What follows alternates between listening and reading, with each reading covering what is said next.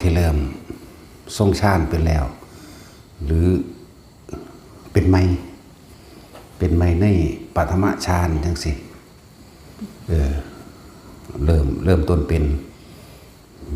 คือว่าล่ะเพราะว่าเฮาบ่เคยเป็นก็ต้องมีความสงสัยเป็นธรรมดามีความสงสัยว่าคือหยังเป็นหยังความรู้สึกนี่อาการนี่เป็นความผิดหรือถูกร้ายหรือดีแล้วก็อยากรู้ว่ามีผลต่อตัวเองแบบใดเป็นธรรมดาคือเขาอยากให้อธิบายอารมณ์ความรู้สึกในปฐมฌา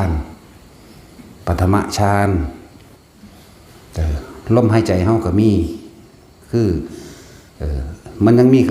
ความเข้าไปเพ่งอยู่ความคิดยังมีอยู่แต่ว่าคิดถึงลมหายใจเรื่อยๆสตินึกถึงลมหายใจเข้าและออกเรามีอาการปิติอันนึงเกิดขึ้นถ้าสิเว้าโดยหลักสูตรโดยทั่วไปมันก็กว้างเกินเพิ่นให้นัยยะไว้ซื่อๆแต่ว่าเฮาเว้าโดยที่เฮาแนะนำกันคือเอาอาการปิติหรือความรู้สึกนิ่มๆน่วงๆนึบๆลึกๆบ่อนๆเย็นๆเบาๆแผ่วๆบางๆไว้ตรงกลางคิ้วกลางหน้าผากเฮานี่นะเนี่ยถึงว่าอยากให้อธิบายว่ามันมีอารมณ์เป็นแบบใด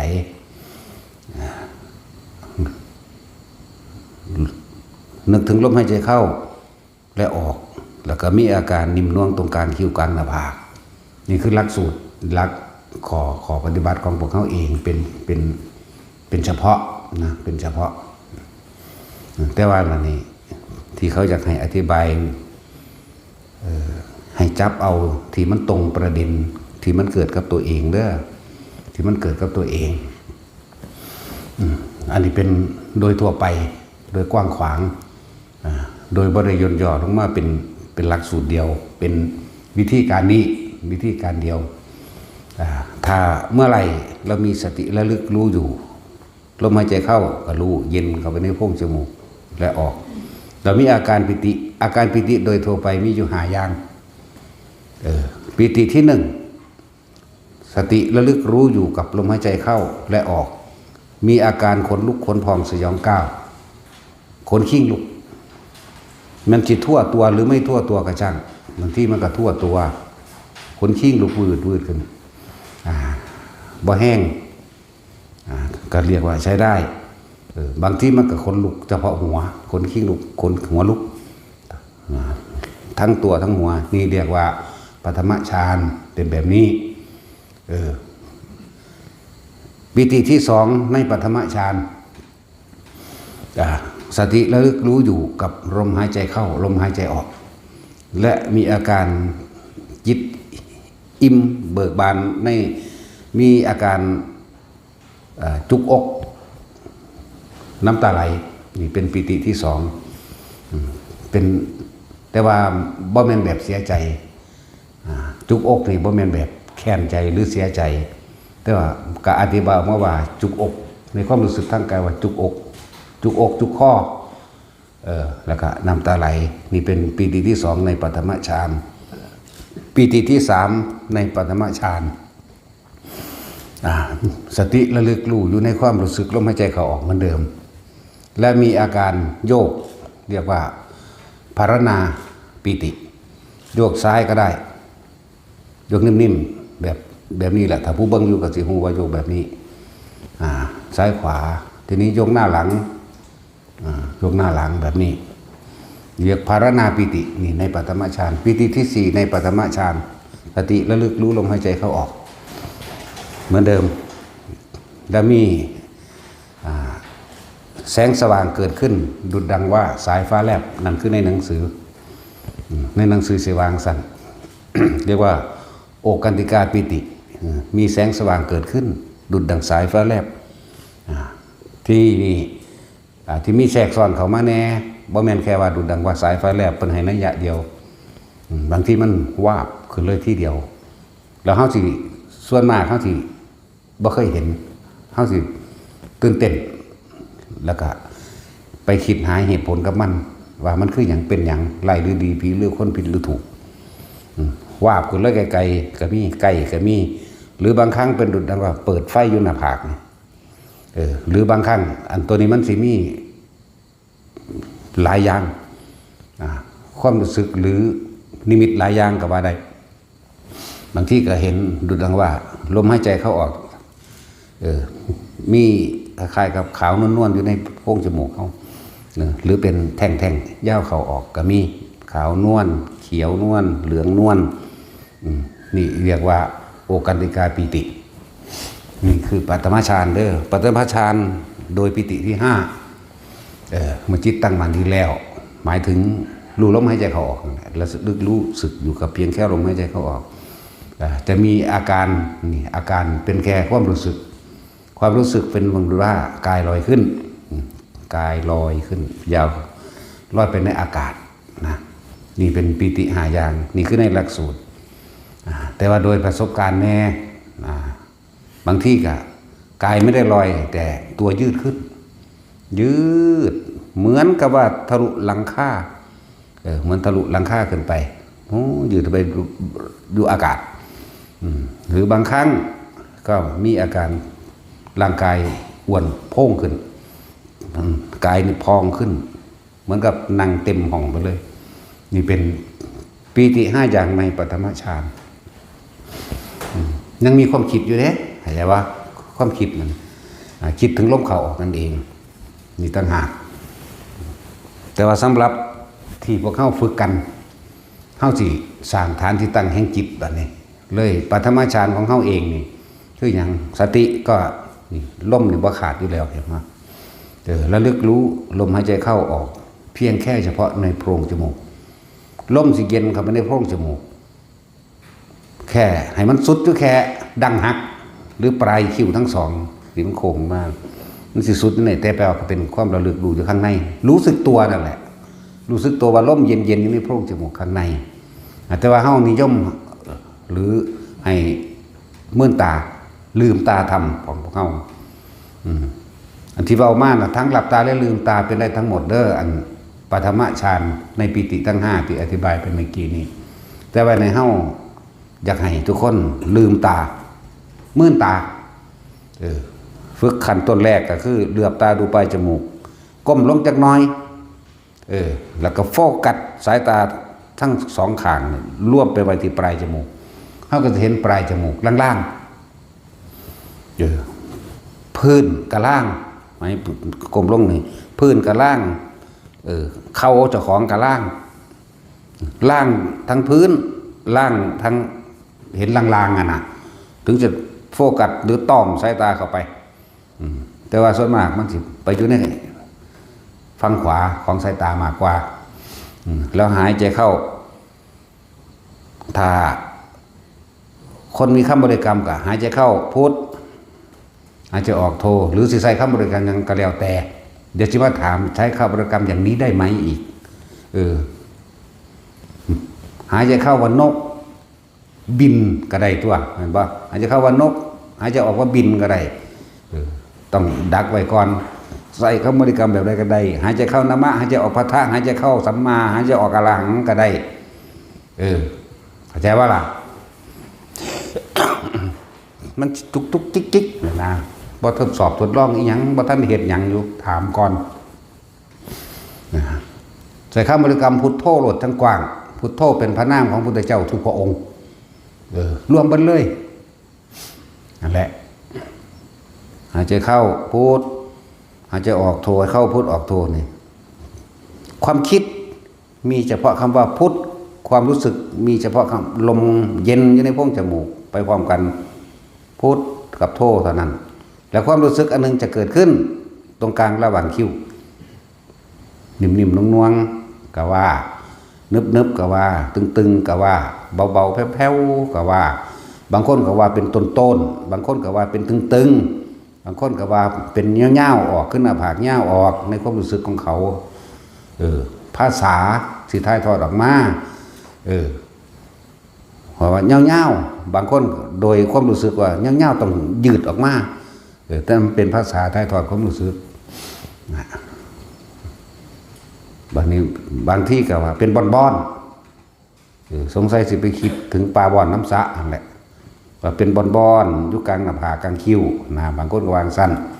เอาว่าเป็นนิ่มๆนุ่งๆหรือเย็นหรือบางที่ก็ว่าเป็นคือเขาเอาปลายนิ้วมือนี่แตะ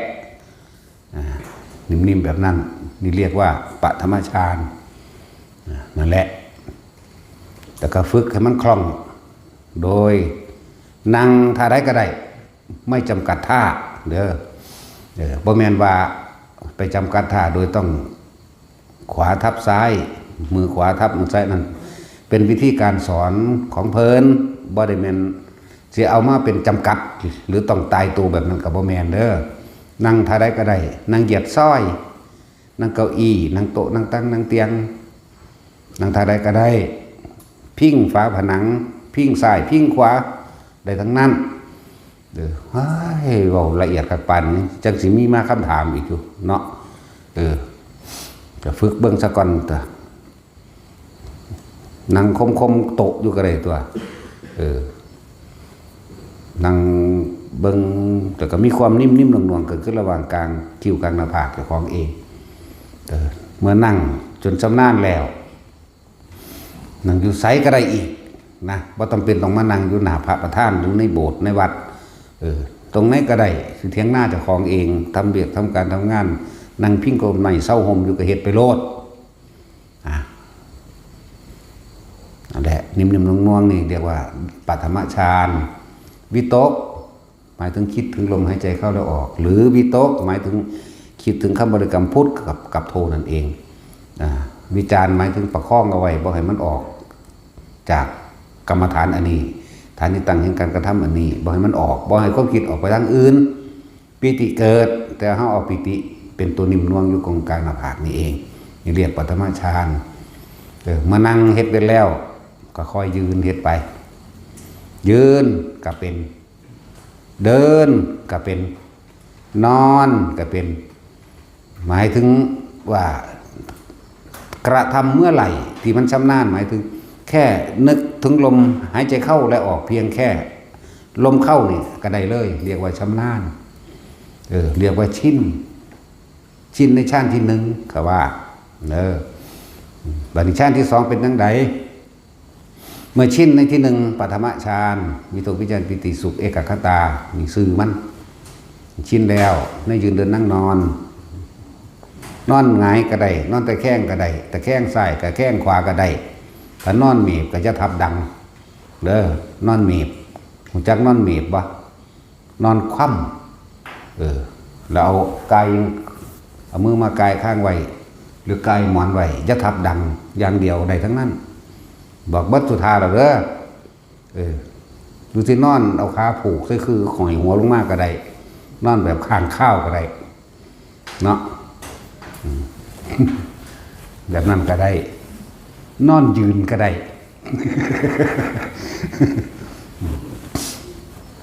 ไม่ได้เว้าตลกเด้เรื่องจริงทั้งนั้นเด้อย่างนั้นได้ไหมอย่างนี้ได้ไหม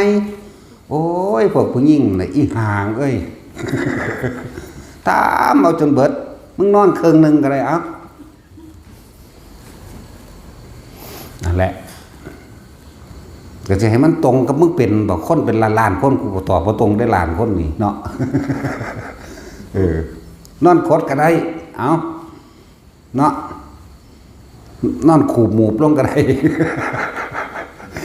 กูเคยเฮ็ดอยู่ได้ล่ะนอนหมูแบบเครื่องโตคดนะคือเฮาเอาคือเฮาไหว้พระนั่นแหละแต่ว่าบ่ได้ยองดอกเหยียดแข้งหรือสิยองก็แล้วแต่ละหมู่เอาหน้าผากเอามือเนี่ยมารัดหน้าผากไว้ก็จับลมหายใจนั่นแหละช่วงมันเจ็บมันปวดมันป่วยก็เฮ็ดจังสั่นอีหลีมันระงับความเจ็บทั้งกายซื่อตอนนั้นนั่นแหละแบบนั้นก็ได้เบิดทานนอนแล้วหรอวะหรือสินอนหงายแต่ว่าโคตรขาเข่าเอากอดขาไว้ก็ได้เด้อกอดขาไว้ไหมนอนหงายแล้วก็เฮ็ดขาเข้ามาคือเฮานั่งพับเพียบแล้วเป็นท่านอนไหม ก็คือเข้านั่งกันยองๆกราบพระนี่แหละแล้วเอามือกอดขาไว้มันยังบรรลุออกเดี๋ยวจับลมหายใจทานอนนี่ นั่นแหละให้มันชินชินในปฐมฌานแล้วนึกถึงลมหายใจเมื่อไหร่ในทุกขบวนท่าได้ทั้งนั้นอาการปิติเกิดขึ้นเมื่อนั้นนี่ชินในปฐมฌานฌานที่สองมันเป็นเองเวลาใดที่เราไม่มีความคิดใจบันยังงอกๆไปธรรมดามีความรู้สึกนิ่มหน่วงตรงกลางระหว่างคิ้วตรงกลางหน้าผากหรือนิ่มหนาบบนหัวกระชังนั่นเรียกว่าทุติยฌานปีติสุขเอกคตามีเฉพาะปีติเท่านั้นความคิดเกิดขึ้นไม่ได้มันจีบันบริคือปัทมฌานแต่ปัทมฌานเขาเป็นแล้วของหูจักแล้วมีความคิดอยู่ปัจจุบัน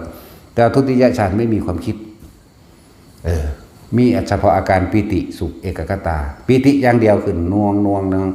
แล้วเขาก็อยู่กับความรู้สึกอันนั้นแหละยืนเดินนั่งนอนกับจนชินเหมือนกันตัวที่สามมันก็เคลื่อนเข้าไปเองสุขเอกคตาหมายถึงความสงบปราศจากความคิดนึกของตนเองเข้าใจว่าเนี่ยจนชินยืนเดินนั่งนอนชินแล้วที่นี่ระวังแต่สังขารขันธ์หรือสัญญาขันธ์ที่มันจิพูดขึ้นเองคือความคิดแทรกซ้อนเกิดขึ้นมาอันนี้ก็บ่เป็นของตายตัวอย่างใดอย่างหนึ่งของภัยของมันเกิดขึ้นไม่เหมือนกันอันนี้ให้ไปต่อยอดเอาเองคิดเอาเองแก้แบบใดบ่ได้แก้ความจริงบ่ได้แก้ แล้วก็หลายๆอย่างบ่ดิเพียงแค่ปฐมฌานหรือทุติยฌานเด้อสีเว้าตีรวบเพราะว่าปิติมันแทรกซ้อนได้ในทั้งปฐมฌานและทุติยฌานปีติอันอื่นแทรกซ้อนขึ้นมาหรืออุบัติขึ้นมาพุทธขึ้นมาถ้าเขาทรงฌาน1 2 3เป็นแล้วนะเรียกว่าเป็นสมาธิละจากว่าสมาธิฌานสมาธิสื่อมันซื้อจะไปเอาหลักการมาคุยสื่อมันนั่นแหละเป็นสมาธิเมื่อจิตมันตั้งมั่นตั้งตรงไหนตั้งตรงกลางหลักคิ้วตั้งกลางหน้าผากหรือบนหัวหรือเอาความรู้สึกที่นิ่มๆหน่วงๆนั่นเองผู้ที่เป็นปฐมฌานอยู่หรือผู้ที่เป็นทุติยฌานแล้วจะมีอาการอย่างอื่นแทรกซ้อนเข้ามาแต่คนนั่งหรือนอนหรือแบบไรก็ช่างมือสะบัดนั่งนี่ผู้ที่ทับใส่ทับขวายังก็แล้วแต่เถอะหรือนอนอยู่มันกับสะบัดได้นอนแม้ที่นอนหงายถ้าเอามือไม่ในระหว่างท้องสะดือเขาเนี่ยมันก็สะบัดได้มือสะบัดก็บ่ต้องสงสัยเพราะนั่นเรียกว่าอุปจารสมาธิอุปะคือสิ่งที่อุบัติขึ้นเกิดขึ้นอาการแทรกซ้อนความรู้สึกอาการแทรกซ้อนทางกายมือสะบัดก็เอาขึ้นมาไว้เหมือนเดิมบ่ต้องคิดอยากว่าอุ้ยเป็นอย่างคือเป็นเรื่องนี้นะเป็นใหม่ๆบ่เป็นเพียงครั้งเดียวเด้10-20เทื่อพุ่นก็พยายามควบคุมอย่าคิดออกจากความรู้สึกที่นิ่มนวลอยู่หน้าผากหรือล่มกับความนิ่มนวลอยู่หน้าผากนี่เว้าถึงทุติยฌานกับปฐมฌานร่วมกันเด้อความแทรกซ้อนความรู้สึกที่แทรกซ้อนมือสะบัดว่างความคิดอย่าไปสรุปความคิดเห็นว่าเป็นหยังร้ายหรือดีผีหรือคนผิดหรือถูกกะว่างๆเหมือนเก่าคือทั้งเบิดนี่คือพยายามบ่คิดจากว่าบ่คิด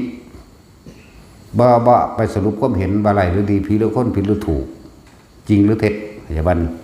เอาขึ้นมาไว้คือเก่าก็อยู่ไปเก็บไปทั้งปฐมฌานก็เป็นทุติยฌานก็เป็นอย่างบัน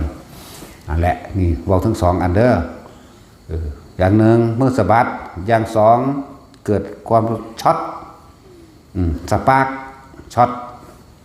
บางทีเขาจับโทรศัพท์ช็อตก็มีช็อตต่อของเองแหละแต่ว่าตอนนั้นมันเป็นอย่างกูคือบ่ได้ส่งชั้นมันส่งแล้วอยากบอกมันเป็น2มันมีสิไปจับเอาโทรศัพท์มันช็อตก็มีจับเหล็กหรือประตูหรือจับคนอื่นก็ช็อตกระปล่อยมันผ่านซ้ายจะไปเก็บมันไว้จากว่า คืออย่าไปคิดว่ามันผิดหรือถูกอะไรหรือดีผิดหรือคนเป็นหยังคืออะไร แก้ยังไงบ่ได้แก้ปล่อยเลยแต่คิดว่าสิแก้นั่นติดแล้วนะติดกับดักเรียกว่ากับดักคือบ่ปล่อยว่างจากวันนี้จอดและเนื้อกระตุกแบบนี้มันกระตุกเป็นจุดหรอกผู้ใดเคยเป็นบ่ดึกน้ำแขนน้ำขาน้ำเนื้อน้ำหนังน้ำตุนน้ำโตในหัวนี่แหละหมายถึงว่าทั้งปฐมฌานหรือทุติยฌานผู้มีอาการนิ่มนวลกลางหน้าผากหรือนิ่มนวลบนหัวมีอาการซ่อนเข้ามานี่ก็รู้สึกมันแทรกซ้อนเข้ามานี่ก็บ่ต้องไปหาเหตุผลกับมันให้มันก็รู้สึกในตัวกับพ่อแล้วแต่ว่าอย่าเอาความคิดเข้าไปแทรกซ้อนเข้ามานะนั่นแหละต่อมาแทรกซ้อนโดยการมีอาการเสียดเหมือนกับเอาเสียนหรือเข็มแทงเดียดดาดเข้าไปตามนิ้วตีนนิ้วมือปลายนิ้วไม่ก็จะไล่ทุกนิ้วเลยเว้ยนิ้วใดก็สร้างเป็นอย่างก็สุกคิดเอาเนี่ยเลยอันรูปแบบผู้ขาเป็นนิ้วซี่สันโอ้ยหางนิ้วใดก็บอกไปในเชิงเดียวกันนี่เลยเว้ยเนาะ ก็สิกูเว้าถือว่าสู้นิ้วมันบอกมันมีทุกตั้ง20 นิ้วทั้งตีนซ้ายตีนขวามือซ้ายมือขวาโหลดเนาะคือหยังโหลดก็จะว่าให้มันไปคือหยังเป็นหยังไรหรือดีผีหรือคนผิดหรือถูกนะมันเดียดดาดก็รู้ว่ามันเดียดดาดกันแล้วตัวเนาะป้าตัวไปเลยบางที่มีความรู้สึกอันนึงเป็นจำจุดเรียกว่าทั้งในบางที่ก็มีอาการร้อนเผาร้อนข้นอบในตัวเลือดหลั่งนั่นแหละบางคนเป็นเฉพาะหน้าอกบางคนเป็นเบิดทั้งท้องทั้งหน้าอกเป็นมาร่วมนั่นสิก็ไม่ต้องตกใจนั่นคือการปรับธาตุไฟและธาตุลมมันแปรปรวนมันไม่สมดุลมันเดือดปรับของมันเองนี่บอกเราได้ว่ามันเป็นอย่างคืออย่างก็เลยบ่แม่นตั้งใจว่าจะมาฝึกสมาธิรักษาโรคต้องบ่แม่นแบบนี้นี่คนที่ส่องฌานจะเริ่มฌานอยู่แล้วมันสิปรับธาตุปรับโรครักษาโรคของมันเองโดยที่เฮาบ่ฮู้หรอกว่ามันปรับแล้วก็อาการต่อไป นิ่มนวลกลางหน้าผากก็มีเหมือนเดิมเข้าใจปะทั้งปฐมฌานหรือทุติยฌานบางทีก็ขนลุกแทรกซ้อนก็ให้รู้ซื่อๆอย่านำเข้ามาคิดอย่าย่ำเข้ามาคิดเว้าแนวรู้สึกทางกายก่อนบ่มันหลายกระดอกเดียดดาดน้ำฟ้าตีนก็มีเด้เดียดดาดน้ำนิ้วตีนนิ้วมือก็แล้วแต่ฟ้ามือก็ตามแขนขาหรือคนที่เกี่ยวกับโรคหัวใจมื้อนี้มันจะเป็นเดียดดาดเสียดเข้ามาเหมือนแท่งข้างหลังมันเอาอย่างแง่เข้าไปข้างหลังแต่ว่าเป็นเหมือนกับเสี้ยนเดียดเข้ามาหัวใจจังสิก็มีก็ปล่อยมันเลยอย่าไปสงสัยอย่าไปยั่งปล่อยมันเลยอย่าไปยั่งคิดอย่าไปหยุดคิดเพื่อจะหาเหตุผลนะปล่อยมันเลยกันบอกต่อมาบัดนี้คนนั่งจังสิแต่มีเนืองนวงอยู่บนหน้าผากทั้งทุติยะและปฐมะเด้อชั้นที่1กับที่2ชั้นทั้งที่1ที่2มันมีอาการโยกเสริมเข้ามาใส่ความรู้สึกหยุดก็ได้แล้วก็เพราะว่าเฮาสิจับอันเดียวอย่าว่าต้องไปสงสัยความโยกพอโยกนี่ก็บอกแล้วว่าคืออาการหยังความรู้สึกว่าจังไดก็บอกสื่อมันแล้วจับความรู้สึกเดียวใส่ความรู้สึกหยุดความรู้สึกก็ได้หยุดตัวมันโยกนี่นะข้อหมุนงอกงักหรือแม้กระทั่งหาวอยากว่าล่ะหาวก็รู้ว่าหาวโลดจะไปว่ามันเป็นหยังคือหยังหาวก็ดีต้นเอาของเสียออกแต่ว่าภาษาวิทยาศาสตร์เนาะปากตดมันหาวนึงเย้าดากตดเด้ มันออกมามันมีกลิ่นเด้แต่อันตัวนั้นเนาะ มันมีกลิ่นอันนั้นมันกับปรับธาตุเหมือนกันเข้าใจว่าล่ะหาวหรือเบาอีกเชิงหนึ่งเพื่อเกิดความสบายใจเขาได้รับบุญน้ำตัวเขาขอบุญดักกันแล้วไปตอนนี้ สิแทรกซ้อนเข้ามาอีกแล้วยังไงจะอุทิศตรงให้ถึงถูกไปเดี๋ยวเอ้ยไปนิพพานโลดสูจริงๆมันเงินน้ำข้นไหลเนาะ ที่เหตุทั้งเบิดมาทั้งเบิดนี่ล้วนแล้วถ้าเป็นบันไดก้าวสู่ความปล่อยว่างสู่ความว่างความสุญญตาความอนัตตาเด้บ่แม่นมาฆ่าน้ำก๊อกล็อกแก๊กแก๊กกิ๊กกิ๊กจ๊อกน้ำมูนี่เด้แค่ความรู้สึกน้ำมูนี่ก็ยังพอแห้งเลยเด้อันความสงสัยต่างๆนานาคืออะไรร้ายหรือดีพี่หรือคนผิดหรือถูกต้องทำยังไงจังแก้ยังไงจังวางยังไงนี่เห็นป่ะล่ะก็มึงคิดสิว่างอยู่มันบ่ว่างเลยน่ะมันต้องไปเลยว่างเลยว่างคือบ่คิดแต่คิดบ่แม่นว่างแหละปล่อยไปเบิดทุกอันจับความรู้สึกเดียวอย่างนี้จากความรู้สึกในกายนี่สติปัฏฐาน4อย่างนี้จากความรู้สึกในกายก็อยู่ในเรือนร่างกายอาศัยกายนั่นแหละเป็นฐานที่ตั้งแห่งจิตก็ดีคืออุณาโลมนี่แหละถึงมันจะเคลื่อนไปบนหัวกลางหัวนุ่มๆนุ่มๆหนาๆหรือถึงมันสิเย็นวืบลงไปในกลางสมองทำกลางสมองก็ให้รู้ซื่อบางทีมันเกิดอิ่มเอิบทำกลางอกก็รู้ซื่ออีกบ่ให้วายหยังรู้ซื่อมันบ่ออกจากกายหรือเป็นว่าใส่ได้แล้วมันละแล้วเฮาบ่ได้ไปละมันเฮารู้สึกโตซื่อนั่นแหละยังอีกระบาดนี่ขั้นต่อไปทางกว่านั้นได้บาดนี่โดยเฉพาะเอาทั้งชั้นที่1ที่2เด้อบอกไปแล้วอันเรื่องมื้อนี้ถ้ามันเกิดบ่ได้กับประมวลเหตุการณ์ปล่อยเอา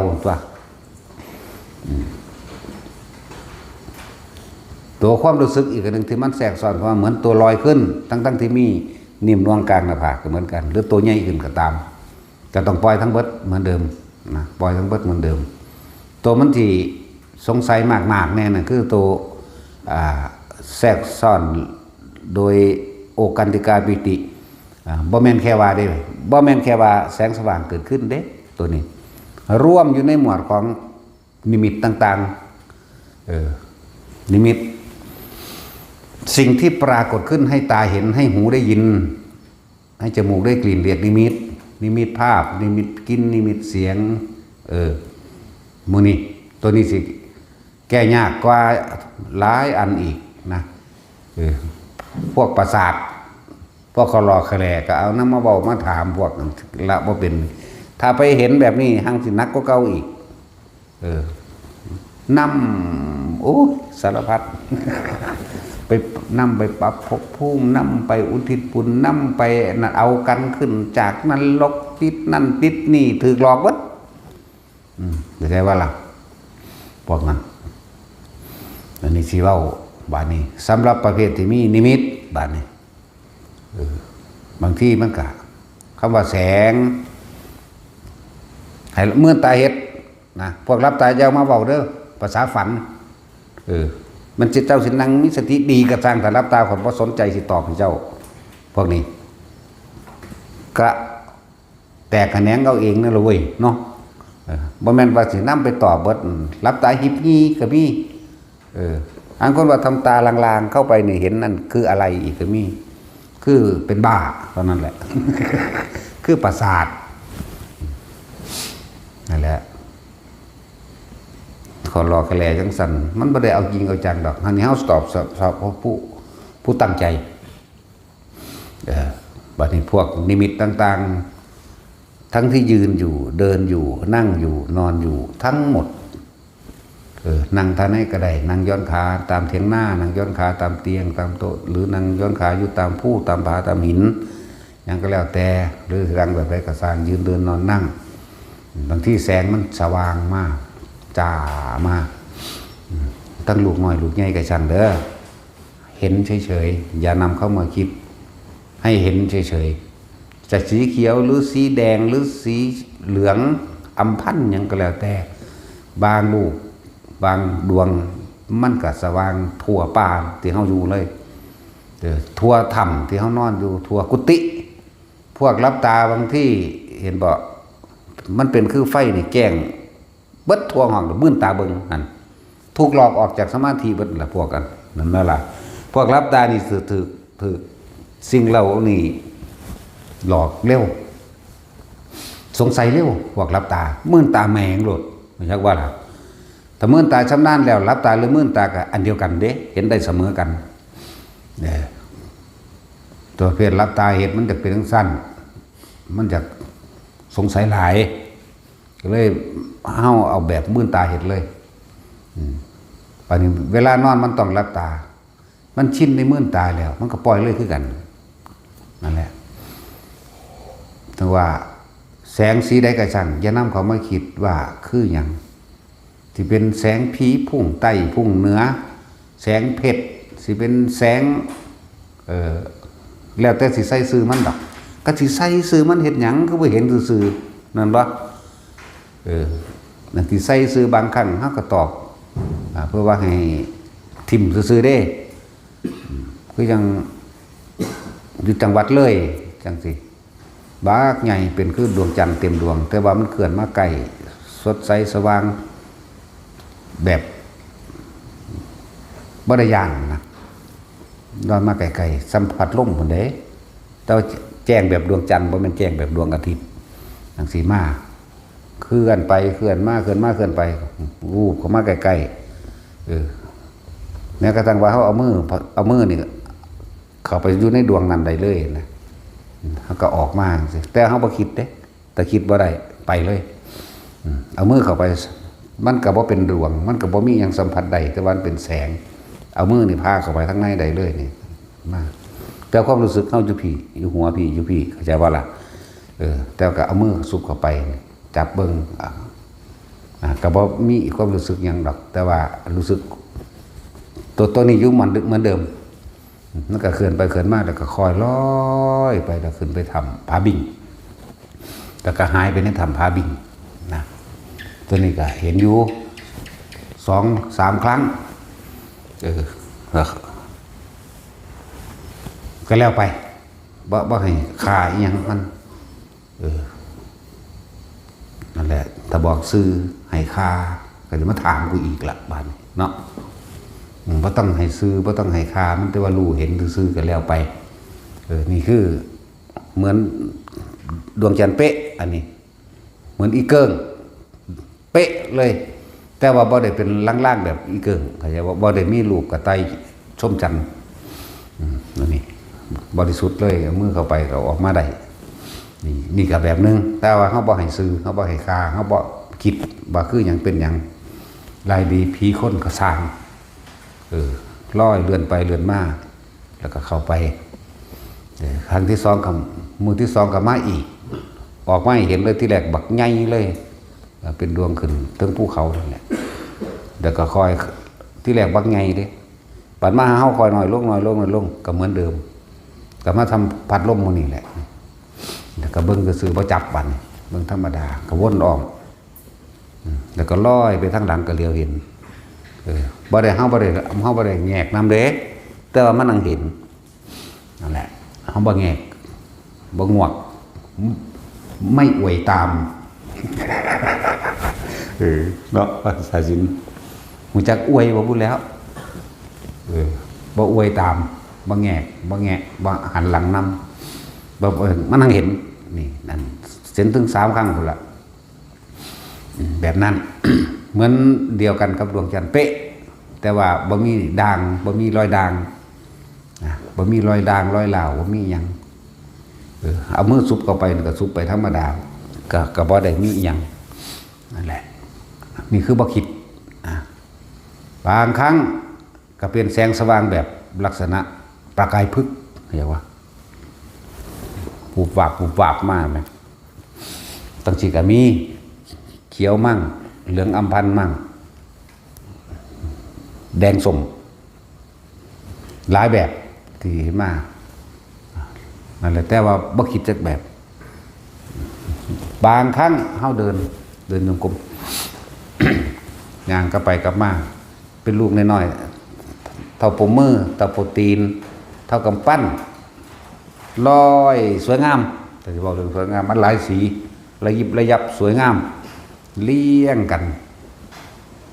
ออกมาลักษณะเหมือนหิ้งห้อยหลายตัว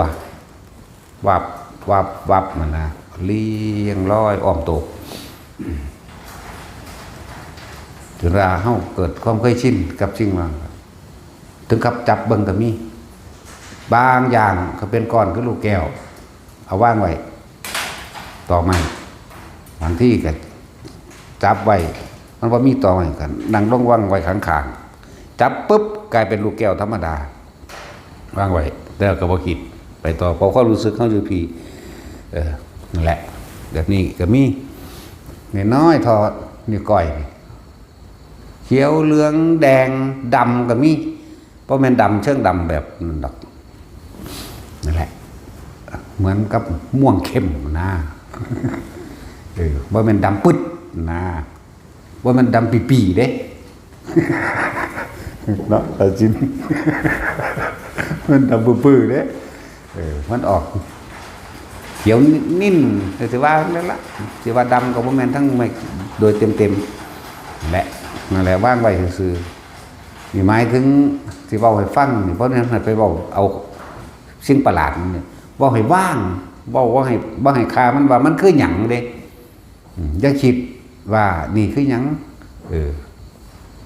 คือลูกแก้วพญานาคบักว่าเด้เนาะลูกแก้วตาแมวเล็กน้อยเล่นดีๆนี่แหละบ่ต้องพญานาคพญาเนกทั้งใดหรอกนะแต่ก็บ่มีคนวิเศษอีหยังใดๆทั้งสิ้นนะคือบ่ให้คากับทุกอย่างเลยที่ปรากฏขึ้น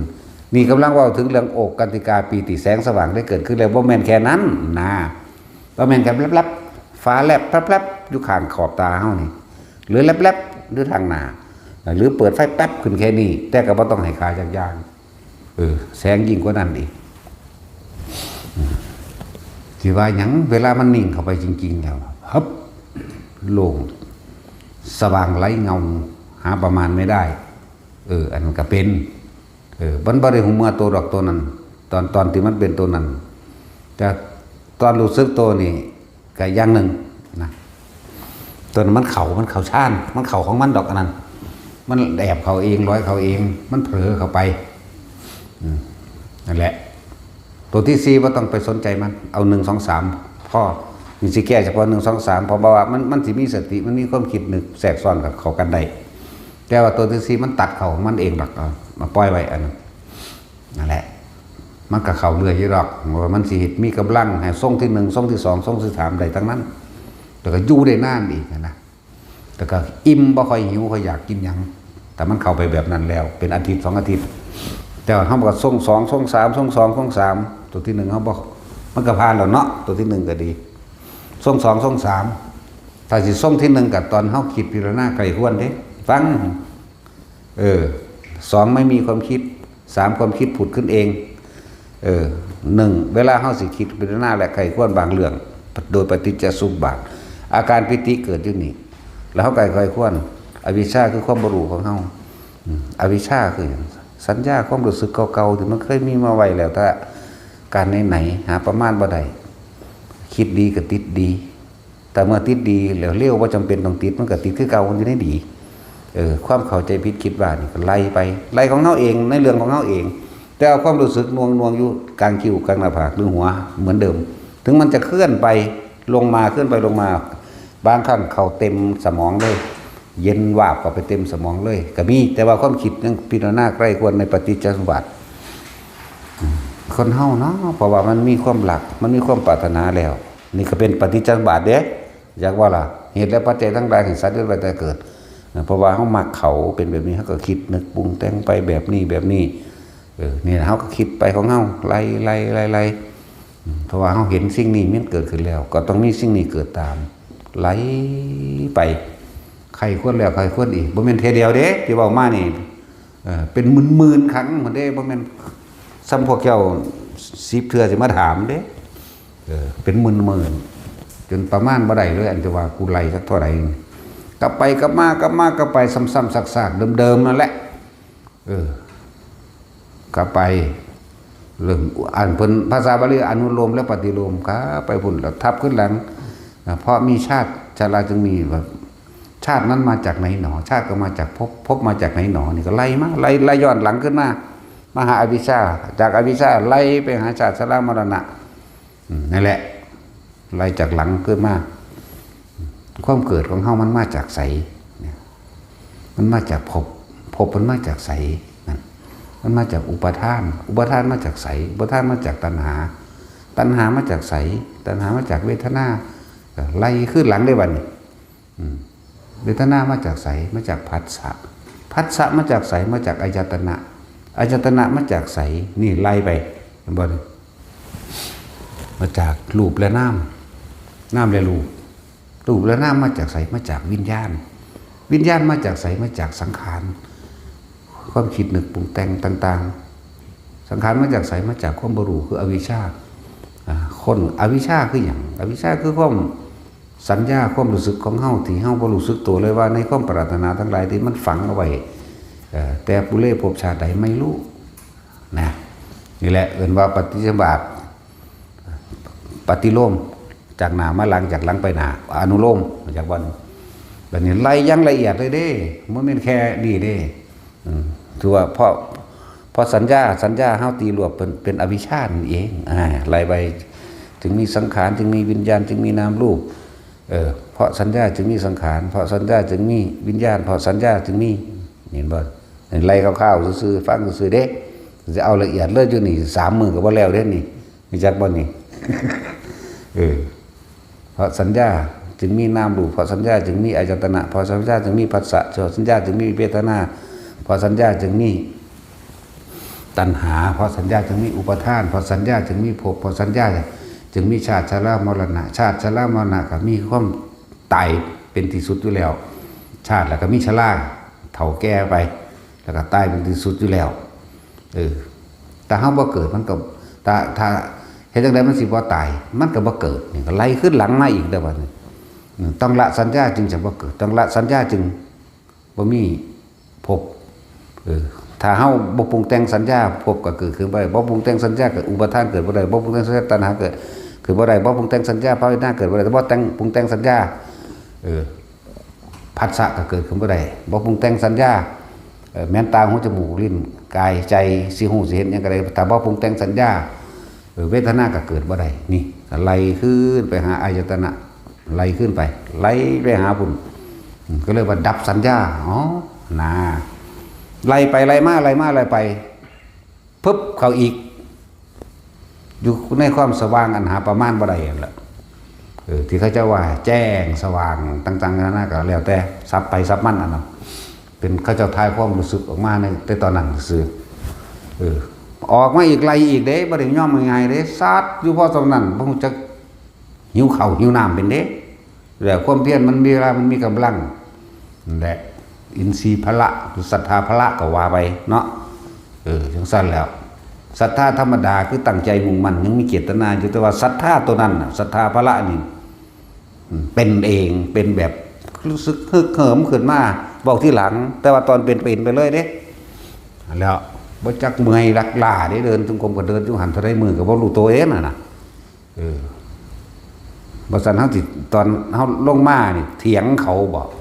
แม่กูผ่านไป2 เดือนกูบ่รู้สึกโตเลยตัวนี้นะบ่รู้สึกเลยว่าวันที่เท่าใดเดือนปีหยังเวลาเนี่ยบ่รู้พี่ยังเข้าใจว่าเมื่อวานนี้เข้าใจว่าเหมือนกับเฮาลงจาก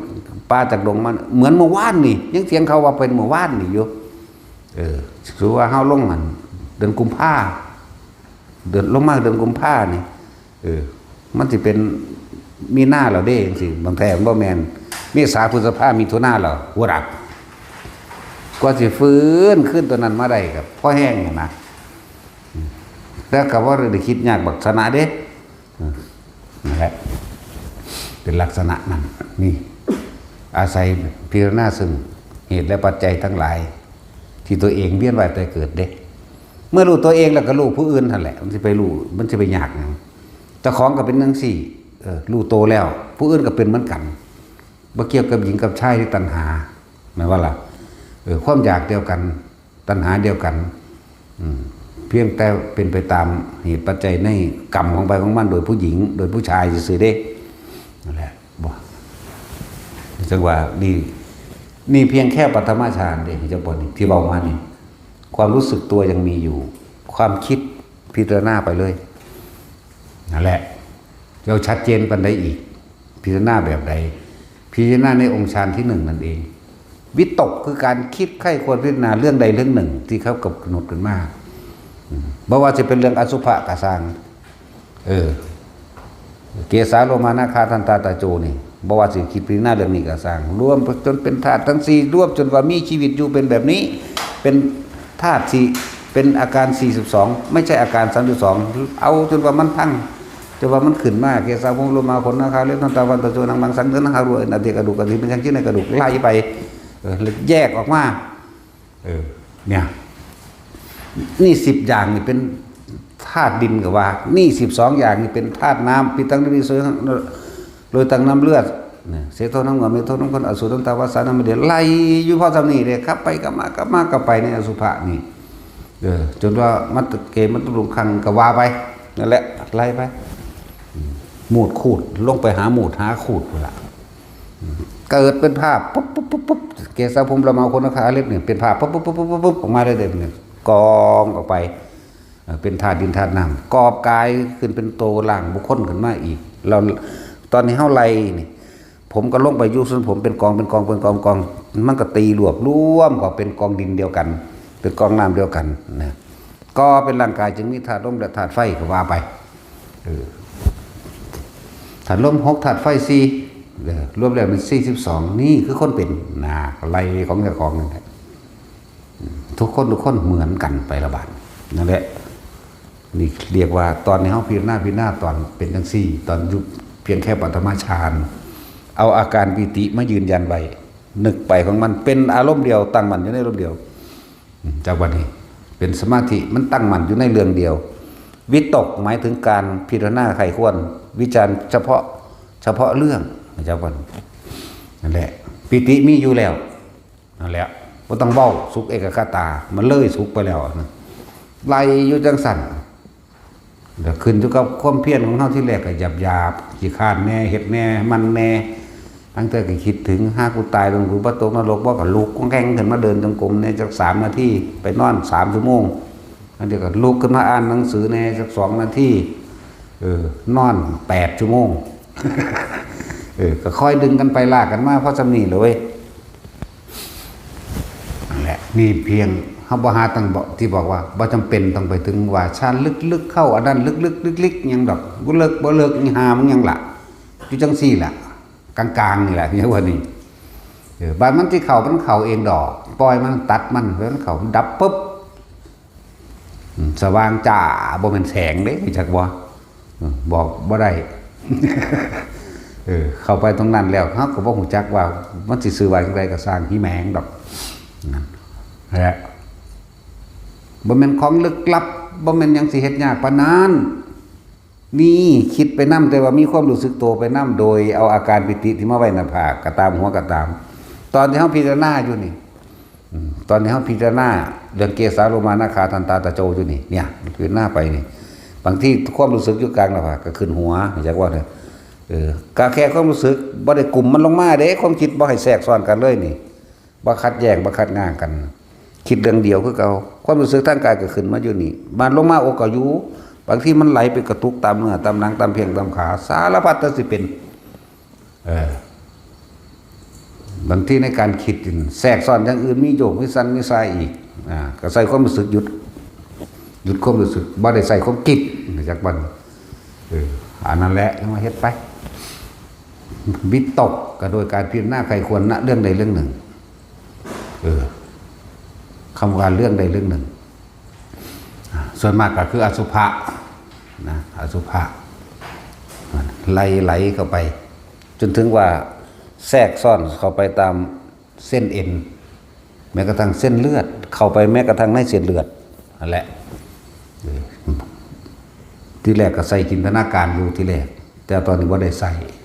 เป็นขึ้นมาโหลดนะ เข้าใจคำว่าจินตนาการบ่เมื่อเฮาอยู่ดีๆแต่ว่าเฮาจินตนาการเข้าไปว่ามันเป็นกระดูกเฮาเห็นแต่กระดูกเอาก็ได้จังซี่นะนั่นแหละนี่ไล่เข้าไปที่บัดนี้ขนาดนั้นแหละถ้าเฮ็ดไปเรื่อยๆดอกบ่แม่นสิเอาเที่ยเดียวมันได้เลยดอกยังว่ามัน30กว่าปีแล้วล้มลุกคุกคานเฮ็ดเล่นมั่งเฮ็ดจริงมั่งขี้คร้านมั่งนอนมั่งแหละเราเรื่องของเจ้าของนั่นแหละ เฮ็ดไปมั่งบ่เฮ็ดมั่งสารพัดเฮ็ดบัดเฮ็ดก็เฮ็ดไปบัดบ่เฮ็ดก็บ่เฮ็ดเลยนะแต่ว่าบ่เคยขาดเด้แต่ละมืออย่าว่าล่ะบ่มีการเว้นมือบ่มีการเว้นมือจักมือแต่ว่าวันละเล็กวันละน้อยบางวันก็มากบางวันก็น้อยแต่ว่าไม่เคยขาดสักวันนั่นแหละบ่เคยขาด30 ปีแล้วล่ะ ตอนนี้ไปเห็นแมงยังรถได้แล้วคนมันนั่นแหละเนาะเวทยังบ่มีลมพร้อม บ่จับลมแต่ความรู้สึกเลยมันก็มีอยู่ในนี้แหละของสั้นแหละแล้วแต่มันสิเป็นลูกกับมันบ่ทุกอย่างนะแต่ว่าพอไปคิดสรุปใดๆให้มันทั้งสิ้นในสิ่งที่ตาเห็นหูได้ยินจมูกได้กินเห็นยังกระซังเนี่ยพูดถึงว่าเฮาใส่แค่เพียงปัตมฌานแต่เฮาบ่ใส่เฮาก็ไปที่2เท่านั้นหรือที่3เท่านั้นเข้าใจบ่นี่ที่2มันมีความคิดอย่างแต่ว่ารู้สึกโตอยู่นี่เวลายางเล่นไปหันไปนี่ก็ตามก็อยู่ในนี่อยู่ในนี่อยู่ในนี่พูดถึงว่าคนที่ฝึกเด้ตอนที่จะสำหรับตัวเองตอนนี้ย่างซื่อๆจักบ่พ่อเว้าหยังก็เว้าไปซื่อๆบ่ได้คือตอนเฮาควบคุมความรู้สึกตนเองตอนนั้นให้อยู่ในความรู้สึกเห็นต้นไม้เห็นเสือฟืนสายไฟเห็นคนเห็นหมูหมากาไก่ได้ยินได้ฟังเรื่องราวต่างๆคนถกคนเถียงกันคนนั้นคนนี้ตอนที่เฮาคือตั้งใจอยู่บ่คิดออกจากความรู้สึกในกายใช่บ่ตอนนั้นนี่เว้าลำดับขันให้ทุกคนว่าบางคนอาจจะอยู่ในขันว่าย่างไปก็เกิดอาการปิตินิ่มนวลขึ้นหน้าผากหรือกลางหัวได้แล้วแต่ว่าสิ่งที่เฮาก็แง่พุ่นแง่พี่เดี๋ยวพุ่นแล้วพี่อยู่เห็นอยู่แต่ว่าบ่นำเข้ามาคิดนี่แหมเพราะว่าเฮาอยู่ในความรู้สึกเดียวนี้นั่นแหละนั่นว่ามันก็ค่อยๆมีกำลังของมันเองคำว่าตัวที่3สุขเอกคตาหมายถึงมันสงบความคิดเจ้าของที่ตั้งใจคิดมันสิบ่มีอย่างว่านี้เรียกว่าสุขเอกคตาสงบแบบความคิดเจ้าของบ่มีนี่แม่นบ่แม่นบ่มีเสียงเด้บ่แม่นเงียบแบบบ่มีเสียงลมเสียงนกเสียงกาเสียงคนเว้าเด้แต่ว่าความคิดของเฮามันบ่มีเจตนาตัวใดแล้วนะเพิ่นเลยเอิ้นว่าสุขเอกคตานั่นแหละถึงสั้นฝึกไปเรื่อย1กับ2ถ้าชินชำนาญดีแล้ว3มันก็สิเป็นไปเอง4มันก็เป็นไปเองดอกเฮาขอให้ทุกคนเฮ็ดให้ชำนาญในที่1นั่นแหละซะก่อนยืนเดินนั่งนอนท่าใดก็ได้นอนกอดเข่าก็ได้นอนแบบใดก็เอาเถอะเฮ็ดไปเถอะของเฮาเฮ็ดทดลองเบิดนั่นแหละหรือแม้กระทั่งการเล่นกับอาการปิติต่างๆสิเฮาก็ยังทดลองเบิดเฮ็ดเป็นตะเป็นเน้นเหมือนได้อันมันหมุนนี่ร่างกายมันหมุนนี่ขึ้นแมงถาดนี่เห็นบ่เขาส่งเข้ากันนี่ถาดที่เขาเลาะนี่ขึ้นนั่งบนเทิงนั่งหมุนอีหลีเว้ยควงลวงหมุนอยู่หั่นแหละมันสิตกจนจับไว้จังซี่พุ่นตัวนั่นถาดนั่นเอาเลยว่ะบัดสิหยุดก็ใส่ความรู้สึกหยุดได้แน่ตัวนี้ก็รู้นะเว้ยเฮ็ดไปเบิดแล้วเอาฮอดกระโปตัวตะกี้มันมีอันมะพร้าวเขาตะเคืองน่ะไว้ตะถูแป้นศาลาตะกี้นั่นน่ะแต่ตัวนั้นก็ยังเอาตังขึ้นมาตั้งใส่ตัว หมุนคือบักคังตัวที่แรกมันดึกดักได้เข้าใจบ่นี่ถ้าเอาตังงบใช้มันขามันบ่ถึงพื้นพุ่นน่ะอธิบายปานนั้นสิบ่เข้าใจอยู่บ่ขาตั้งบ่ถึงพื้นดอกเพราะมะพร้าวมันหน่วยใหญ่อยู่ตะกี้เหยียบแล้วก็จับคือไว้นี่ชักว่านี่แล้วก็เบิ่งกระน้ำมันหมุนบ่นอนมันก็ค่อยหมุนปล่อยมือได้บัดนี่หมุนดีๆไว้แต่ว่าบ่วิน บ่เมาแหมว้ายเฮ็ดไปเบิดเด้ลองเคลื่อนไปจังซั่นสิม่วนหิวอยู่ผู้เดียวตัวธรรมดาบ่ หลวงปู่หลวงตาโอ้ยหมาสีแมวเด้ จำใดเบิ่งสิดีจากกูแล้วศูนย์แล้วเบิดคำสิเบามีเบิดแล้วมวนสำตัวแกล้งเพิ่นเสยแล้วแกล้งเพิ่นเสยเฮ็ดป้ายเล่นป้ายล่ะตาสิเป็นเน้นได้วันเฮ็ดเป็นตาเป็นเน้นมาได้แนวมื้อนี้แล้วเฮ็ดไปเบิดเป็นหยังคือสอนแต่ละคนลองฝึกเล่นแปลกๆกระดาษออกจากผ้าหรือเอาสิ่งของออกจากผ้าแม้กระทั่งเอาตัวเองออกได้แม้กระทั่งตัวเองจนถึงที่สุดว่าเอาตัวเองทะลุกำแพงได้เดินผ้าเสาไฟฟ้าก็ได้เสาไม้มื้อนี้ก็ได้ขั้นร้านได้นั่นล่ะแม้กระทั่งกำหนดตัวเองเพื่อจะไปอยู่อีกจุดใดที่ใดที่หนึ่งก็ได้ฝึกไปตั้งที่แรกต้องเอากระดาษออกจากผ้าพี่นี่จักบ่ล้วนแล้วถ้าเป็นการทรงฌานเจริญฌานล้วนแต่เป็นการฝึกจิตล้วนแล้วถ้าเป็นการทรงอารมณ์มันเป็นกุศลนะจักบ่นี่จิตสิมีกำลังพวกนี้สิรู้ท่านความคิดเร็วเฮ็ดไปเถอะเล่นไปเรื่อยๆก็ได้เอาไปล่ะเดี๋ยวก็เพิ่มไปเองดอกมันสิไปว่านั่นแหละจักบ่แต่กลับมาก็เห็นเหมือนเดิมว่านี่แต่ทั้งสั้น มันเป็นนั่นคือให้ฝึกแนวมื้อนี้ให้ฝึกไปเถอะสักวันนึงพวกเจ้าสิจับจุดตัณหาแต่ของใดพวกเจ้าสิว่างเอาเองได้ดอกหลายๆอย่างนั่นแหละฝึกไปแล้วกลับเป็นนั่นคือให้คือพระบางสินาก็คือเขาจึงจัก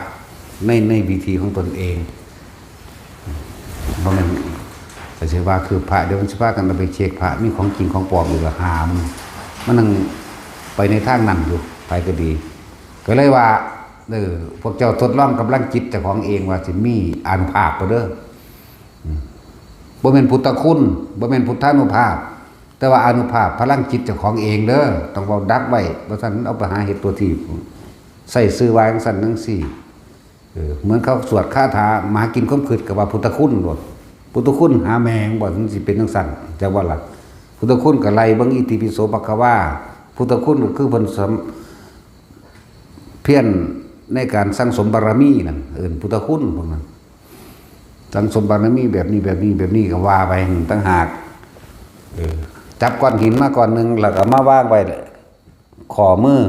ข้อที่2ของนิ้วกลางก็มาฝึกเอาตัวมาคือเบิ่งแล้วก็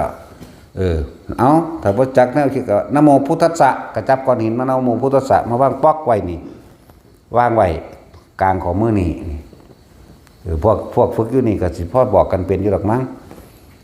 หรือพากันฝึกหาแมงบ่นี่ดาพระได้นี่บ่แม่นพระดอกว่าดาวมูนี่ ดาวแมงเบิดนั่นแหละวางไว้กลางน่ะคืบเล่นตะบัดนี้ถ้ากำลังจิตแต่ของดีหรือแบบใดมันสิคือบ่ถึงจากวันนี้มันสิคือบ่ถึงมันจะลัดลดลงมาเป็นข้อหนึ่งพุ่นละหรือบางที่มันคืบหนึ่งผู้กำลังจิตที่ดีแล้วตั้งมั่นแล้วบ่อยากว่าสูงดอกมันสิหลงตัวเองสิจิตตั้งมั่นดีแล้วนี่เฮาคือไปปุ๊บคือตั้งแต่กระสร้างมาตกคันนี่มื้อนี่ตั้งที่มันอยู่นี่ยับลงมาอีกมันก็ถอยลงมาอีกเรื่องแปลกประหลาดอยู่เด้นั่นแหละให้ฝึกให้เล่นแนวมื้อนี้สิว่าลิดๆเด็ดๆก็บ่ต้องไปว่าดอกมันบ่แล้วเข้าดอกลิดเด็ดก็เลยเนาะบ่ให้สะออนบ่ให้ไปหลงไหลบ่ให้ไปยึดติดฝึกแล้วมันสิจับเงื่อนจับสนจับความคิดทางเจ้าของได้ดอกสิจับตัณหาที่มันกำลังจะแซ่ออกไปหาเรื่องเข้ามาเองดอกอย่าว่าล่ะฝึกไปจะเราจากพาจนถึงคนออกจากพาเจ้าของเองเด้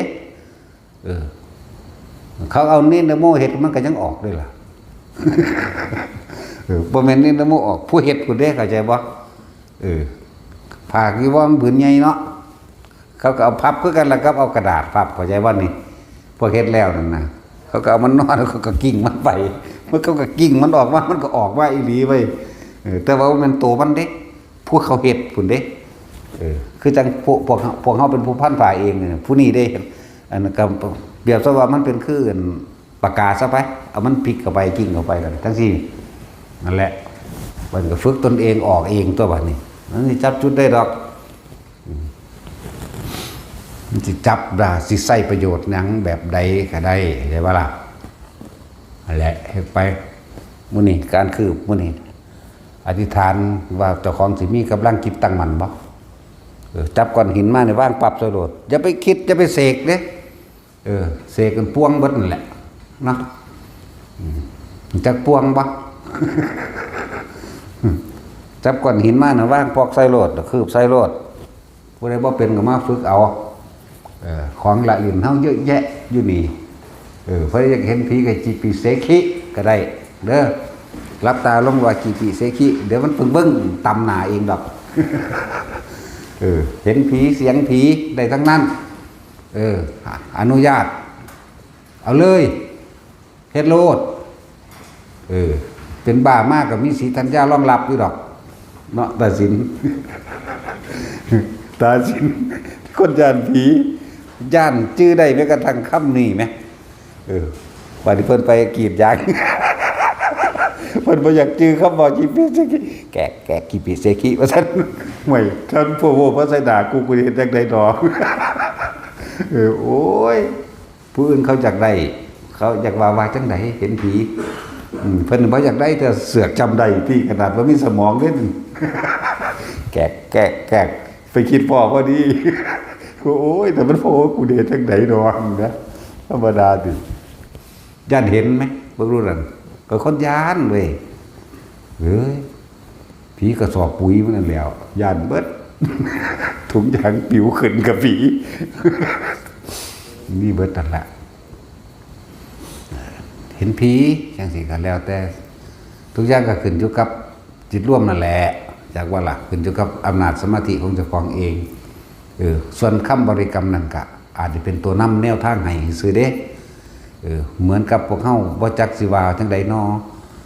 เลยมีนะโมตัสสะขึ้นต้นมั่งเลยมีคำว่าพุทธังธัมมังสังฆังสนังคัจฉามิมั่งว่าสิเอาพระพุทธพระธรรมพระสงฆ์เป็นที่พึ่งอย่างใดนะส่วนผู้เขาฮู้จักแล้วพวกเขาเป็นของแล้วเขาบ่ว่าหยังก็ได้เด้เพราะมันเป็นพุทธมันเป็นธรรมมันเป็นสงฆ์ในตัวเองของมันบ่ว่าหยังก็ได้ว่าล่ะจังซั่นแหละเลยมีแนวนำคือพวกเขาคือว่านั่นแหละมันเลยพากันติดพิธีเอามากมายฝึกเบิ่งเดี๋ยวก็รู้เองล่ะเขาได้ยินได้ฟังแล้วแม่นบ่นำเขาไปฝึกบ่ได้ไปใช้ประโยชน์มันก็เหมือนไม่รู้อะไรเลยเด้อบ่มีความหมายใดๆนะการได้ยินได้ฟังสิรู้จากตำราสิอ่านมาหรือครูบาอาจารย์ที่พร่ำสอนตลอดจดจำได้ถ้าตัวเองบ่เป็นเองมันก็เหมือนกับไม่รู้อะไรเลยเห็นบ่ล่ะแรงสั่น อยากให้ทุกคนนะมาฝึกเอาเองแม้กระทั่งว่าสมาธิรักษาโลกก็อาศัยกำลังจิตกำลังฌานและอาการกำลังของปิตินั่นแหละมันสิรักษาโลกของเจ้าของเองเริ่มต้นแรกตั้งแต่มันเย็นนวงๆเข้าไปในหัวนี้หรือเนิบนาบในหัวบนหัวนี้หรือบางที่แช่ลงมาระหว่างสมองพวกเป็นโรคพวกเกี่ยวกับไม่เกณฑ์พวกเกี่ยวกับสมองตีบหรือไขมันอุดตันในสมองกระสังมันจะค่อยๆคลายออกไปเองดอกมาฝึกเอาส่วนโรคอย่างที่เป็นเกี่ยวกับมะเร็งตับมะเร็งปอดมะเร็งไตลำไส้ใหญ่หน่อยยังกระสังก็เอาอาการปิติที่เป็นอาการพารณาปิติออกมาเฮ็ดให้แขนโยกแขนสั่นแล้วมันสิสะเทือนเข้าไปเบิดในโครงสร้างร่างกายตัวนี้แต่มาฝึกเอาอันเว้าไปจังซี่ผู้เขาทดลองโดยตัวเขาเองก็มีเขาก็เฮ็ดเป็นอยู่แต่ว่าผู้บ่ทันได้แม้กระทั่งปฐมฌานถามเอายอดเลยก็มีรักษาโรคกันยังไงว่าซั่นจังซี่ก็มีมาฝึกซะก่อนคาถารักษาโรคเป็นยังไงก็มีบ่มีคาถาบ่ได้ท่องดอกเพียงเป่าบ่แม่นแบบนั้นดอกตัวเองต้องมาฝึกเอาเองตัวแหละอาสาพวกนั้นนี่ก็ผู้ใดบ่ท่านได้เป็นก็ไปหาเมซี่หน่อยเมซี่คูนมันน้อยก็เลยเอิ้นเมซี่หน่อยก็ไปให้เพิ่นแนะนำเทคนิคให้ตัวผู้ใดบ่ท่านได้เป็นอยู่นี่เด้อคืออนุญาตให้บอกหมู่ได้บอกหมู่เฮ็ดแต่นั้นนี่บางที่เขาเว้ากันพวกประสาทเหมือนกันสิเว้ากันเข้าใจเพราะประสาทกับประสาทเว้ากันได้กับเฮาแต่เห็นบ่เป็น 2-3 นาทีเนาะอีหาอีประสาทโดดเด้ เอาประสาทให้ด่าไปโลดได้บาทนี่นี่ไปพูดไปฝึกแล้วพูดนั่นพูดนี่ไปเลยโลดได้บาทอย่างสั่นเด้อนั่นแหละผู้ใดอยากฝึกแล้วเรานี่ก็ไปฝึกกับเพิ่นพวกฝ่ายผู้ยิ่งเริ่มต้นแรกด้วยการทำทรงฌานโดยปฐมฌานผู้ใดบ่ท่านจับจุดอนุโลมได้เลยก็ไปให้พวกนั้นคู่ปุ่งอีปุ่งแล้วก็ไอ้เกียร์ดังวีจังมันสื่อวางใดดอกลืมอีกแล้วลุงบ่มันบ่ได้สมซื้อจังเม็ดได้หานี่นายเลยเอาตอดด้วยนี่ เลยนี่เกียร์ดังวีมันคือเด้เนาะแม่นบ่สัตว์เดี๋ยวไปอีกผู้หนึ่งอีเป็ดแน่แหละหลายอยู่หรอกแล้วอีกนึงก็บอกเขาแน่อีจวงอีเสลออันนั้นมันเป็นยังไงบุนั่นแหละเอาสำรองไว้บอกกันไปสอนกันไปแนะกันไปส่วนเทคนิคอื่นๆอีกก็ไปหานั่นแหละไอ้ที่คูณในการรักษาโรคต่างๆผู้ใดเป็นมะเร็งมาเรื่องยังก็เลยเฮ้ยเส้นผ้ากันจะเป็นครับก็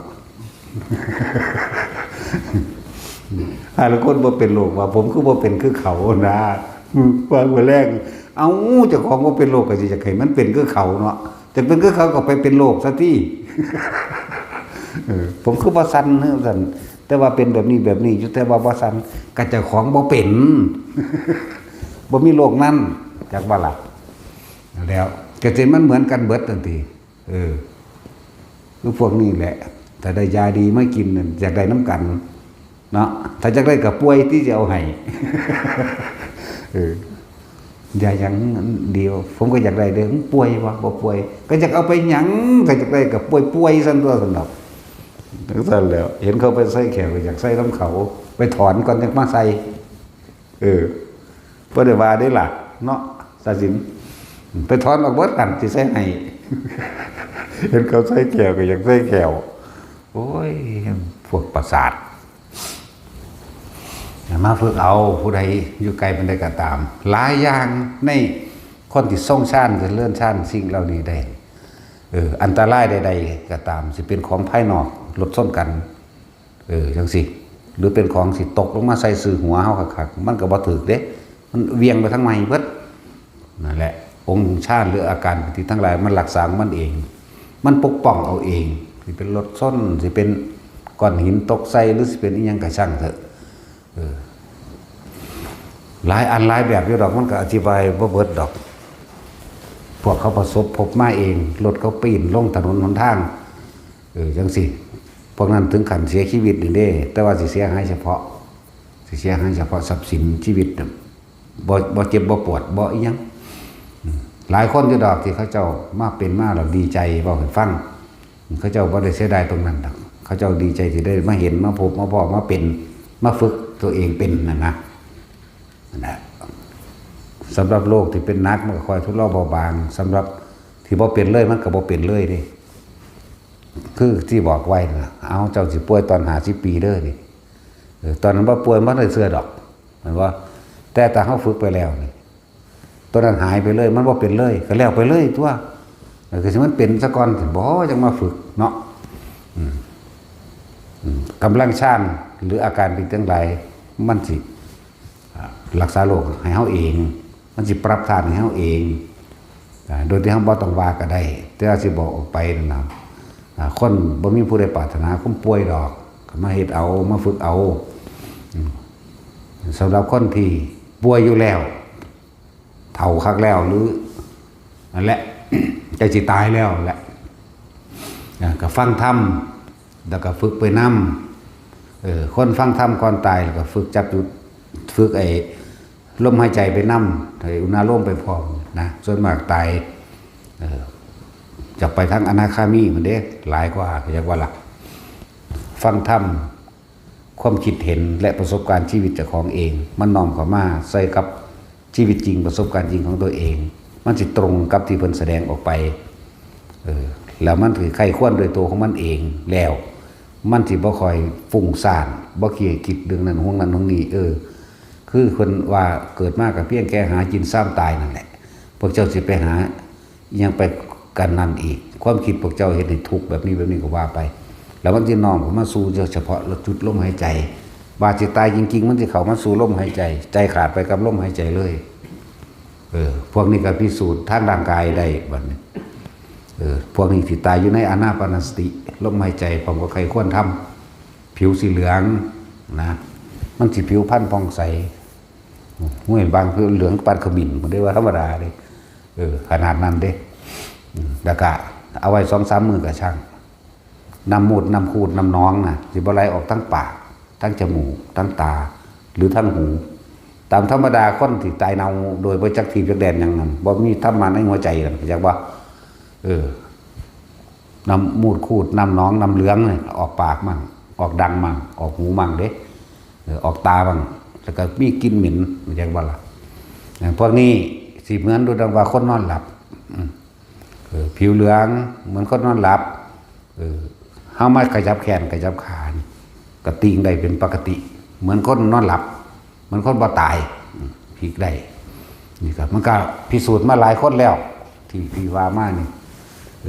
บางคนเฮาก็บ่เห็นดอกแต่เขาทายรูปกระดูกไม่เบิ่งกระดูกขาวปานปุยฝ้ายนะนี่เป็นเครื่องพิสูจน์อันนึงเฮ็ดจังได๋ก็ตายน่ะ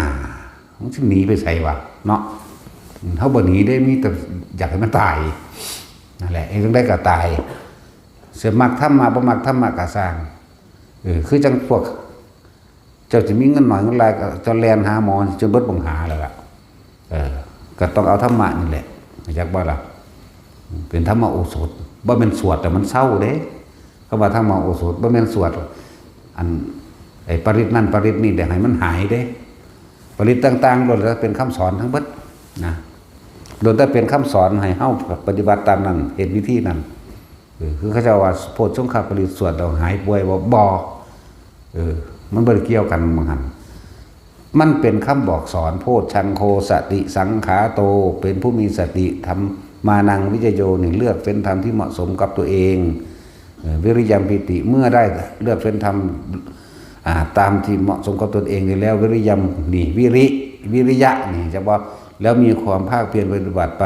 เมื่อมือความภาคเพียรปฏิบัติไปแล้วนี่ปีติก็เกิดขึ้นเพราะจิตได้รับธรรมเมื่อปีติเกิดขึ้นได้รับธรรมเกิดขึ้นแล้วปัสสัทธิจิตนี่เลยสงบผ่อนคลายออกก็เป็นสมาธิก็เป็นสติก็เป็นปัญญาก็เป็นเหตุแห่งความหลุดพ้นเองนี่โพชฌังโฆสติสังกโตธรรมนังวิจถาวิริยัมปิติปัสสัทธิโพชฌังคาจตถาปเรสมาธิเปขะโพชฌังคาจตถาปเรสมาธิเปขะนั่นแหละเป็นหนทางให้สัตว์ทั้งหลายสัตว์เตสัพพทัสสนามุนสัมปตตาภาวิตาภังลุยกตาสังบัตติอภิญญายะนิพพานายะจะโพธิญาณเป็นความรู้ยิ่งเป็นความรู้ดีเป็นความรู้ถึงความดับนี่ตั้งหากมันเป็นคำสอนเด้อเมื่อมันไปสวดแล้วเอาใส่น้ำไปสงดกันมันสักเลยพวกมันขึ้นไข่เนาะนั่นแหละนั่นเป็นคำสอนเป็นวิธีทำแต่เราต้องทำเอาเองนี่พวกถามแบบสวดอันนั้นอันนี้เราเศร้าบ่ตายคือเราเนาะเพราะว่าผู้แรกที่เพิ่นบอกเข้ามาเพิ่นก็ตายก่อนเขาตะโดนแล้วคือพระพุทธเจ้าเห็นบ่แน่ทั้งสั้นได้ล่ะธรรมโมคคัลลาภาษาลิบุตรมื้อนี้เพิ่นก็สวดอยู่แต่ว่าเพิ่นสวดบอกกันเพิ่นเตือนสติกันได้นั่นน่ะเพิ่นเตือนสติกันสมัยหนึ่งพุทธเจ้าเขาเพิ่นก็ป่วย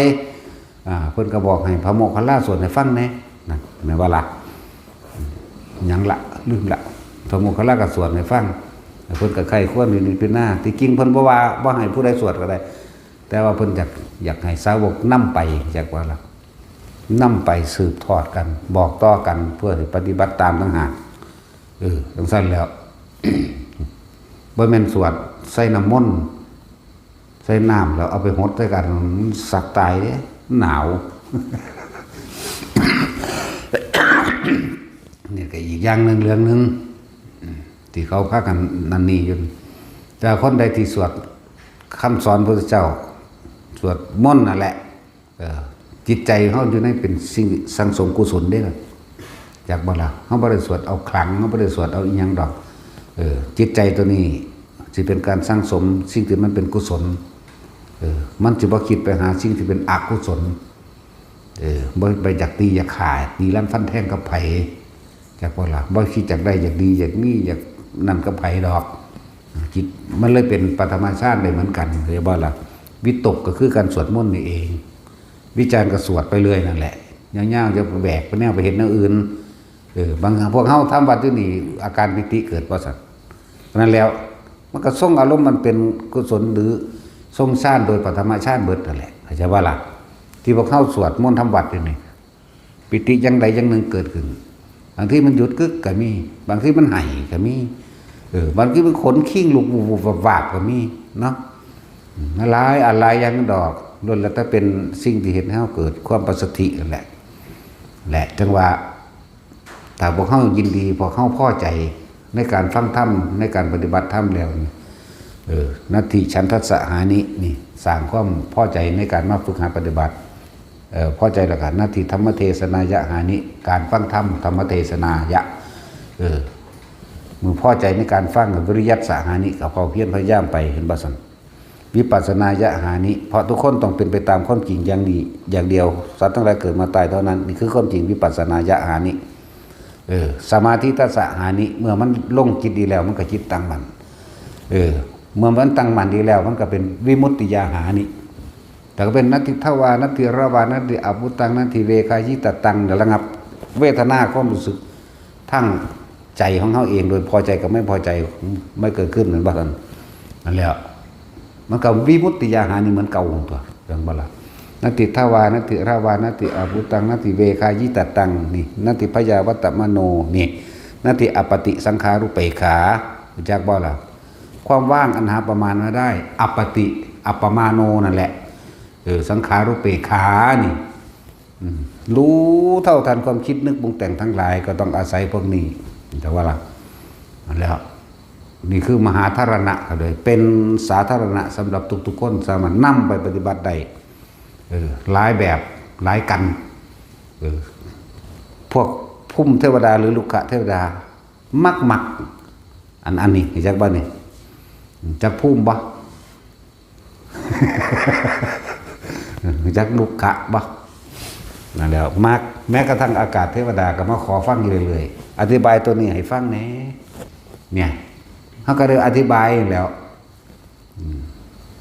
หรือพวกใดยังว่าเขาก็บ่ค่อยบอกถ้าเที่ยงไปแล้วจะเข้าไปหาหลวงพ่อเรียกว่าล่ะหลวงพ่อที่นั่งขโมอยู่กระซังอย่าไปถามนั่นถามนี่หลายจนถึงบ่ายสามจะลงมาเองเด้อนั่นแหละมันจะเข้าไปแต่เข้าไปคุดแล้วบุมันจะเข้าไปหายังได้ก็เข้าไปเด้โบเพ่เห็นว่าเป็นบ้าทรงเมื่อนั้นยังเป็นนักสันอิหลีเด้บอกกันตอนด้วยพวกนี้ก็เลยพวกอุปถากตระกูลนี่แหละว่ามันแนวอื่นได้ว่ามันไปดูแลรักษาเด้ถางกูมันนี้แล้วมันนี้แหละบอกระเบียบกันไปนี่เลยเว้ยเล่นต้นก็บอกมูเลยบักฮานี่ก็เลยดาพรดอกลูกบักฮานี่ พระนั่นแหละแต่เขาอื่นเนาะแต่เขาอื่นเน้นเรื่องสั้นแหละบอกกันไว้นั่นเลยจะก็ไปเคาะปึ้งปังแล้วก็ไปโททีบ หลายแบบเอาสมาทานจมแล้วบาน